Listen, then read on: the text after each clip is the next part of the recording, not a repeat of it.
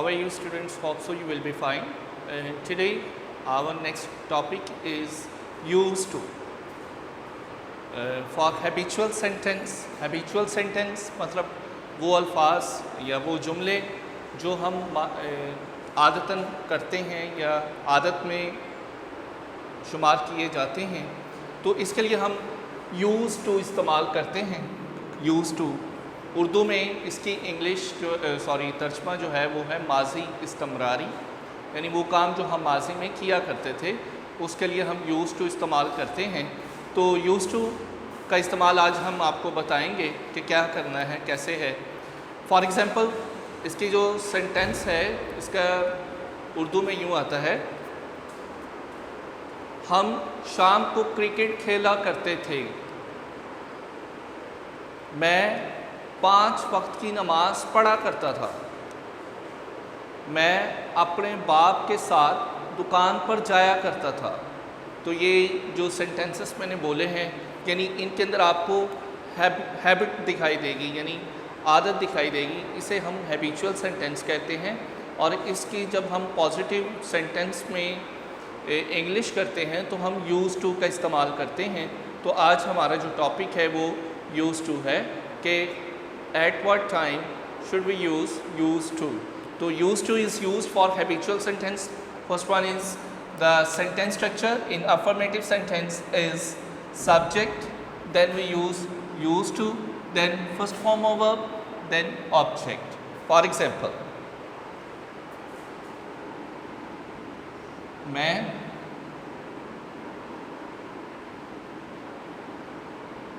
बच्चों को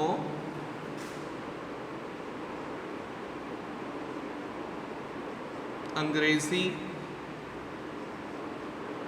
पढ़ाया करता था।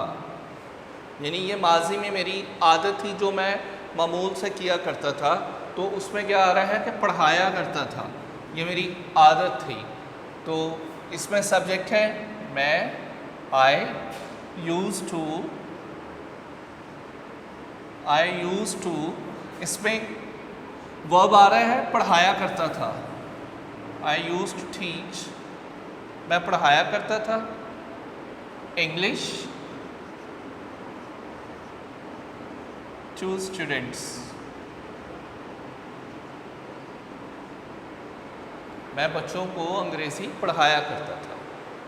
ठीक है, अच्छा नेक्स्ट है, जब आपने एक और इसका सेंटेंस ले लेते हैं, वो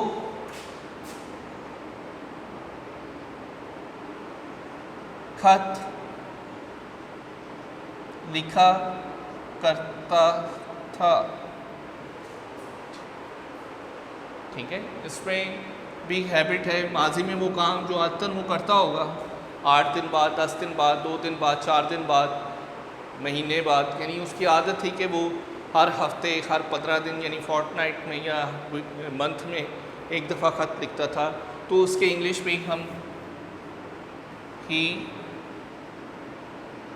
यूज़ टू, अब क्या किया करता था, लिखा करता था, right, he used to write a letter. Laws students, यहाँ तक आपको क्लियर हो गया होगा कि अफर्मेटिव सेंटेंस में हम सब्जेक्ट, ये हमारे सब्जेक्ट हैं, ये use to as habitual sentence के लिए ये वर्ब की पहली फॉर्म आ रही हैं, और ये आपके ऑब्जेक्ट आ रहे हैं, ये अफर्मेटिव सेंटेंस के अंदर है। ठीक है, उसके बाद नेक्स्ट, इसका जब आपने नेगेटिव बनाना है तो नेगेटिव के लिए हम हैबिचुअल सेंटेंस में डिड नॉट लगाते हैं, फिर यूज टू नहीं लगाते। तो इसका तरीक़ेकार जो है, सेंटेंस स्ट्रक्चर है, वो है subject, did not plus first form of verb plus object. अच्छा जी, नेक्स्ट मैं लिखता हूँ, मैं नावल नहीं लिखा करता था, यानी माजी में ये काम मैं नहीं करता था या मेरा मामूल नहीं था, मेरी आदत नहीं थी, मेरी हैबिट नहीं थी। तो इसकी I did not right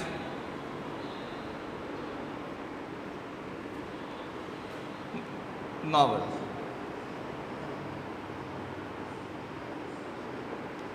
I did not right a novel, ये आपका सब्जेक्ट है, ये हेल्पिंग वर्ब के तौर पे आ रहा है, नॉट वर्ब की पहली फॉर्म है और ये आपका ऑब्जेक्ट है।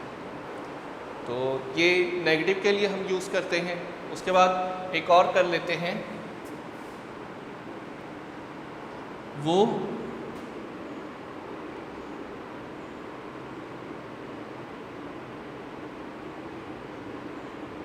वो रोज़ाना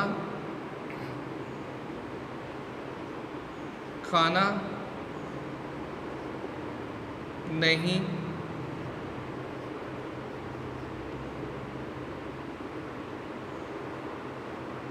लाया करता था। वो रोज़ाना खाना नहीं लाया करता था। He did not bring food daily।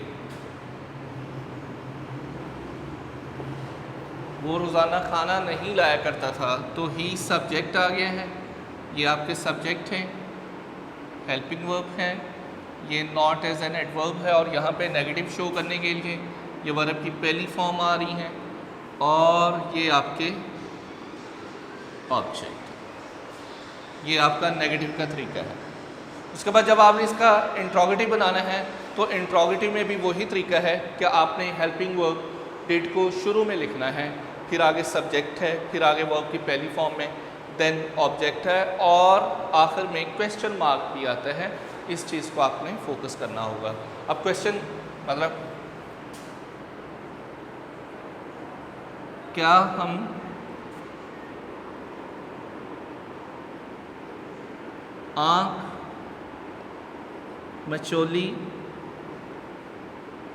खेला करते थे?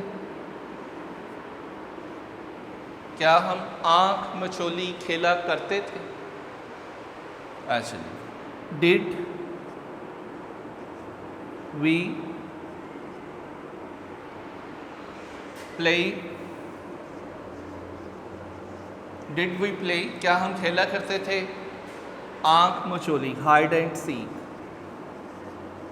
हाइड एंड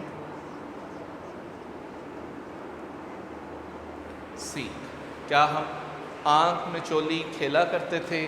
तो ये रहा आपका हेल्पिंग वर्ब, ये सब्जेक्ट है, ये वर्ब की पहली फॉर्म है और ये रहा आपका ऑब्जेक्ट। उम्मीद करता हूँ आपको इसकी समझ आ गई होगी और एक दफ़ा आपको फिर से बताता चलूँ, यूज़ टू का इस्तेमाल हम इसका उर्दू में मतलब है माजी इस्तिमरारी के, यानी वो काम जो हम माजी में आदतन किया करते थे उसकी इंग्लिश हम यूज़ टू से करते हैं अफर्मेटिव सेंटेंस में।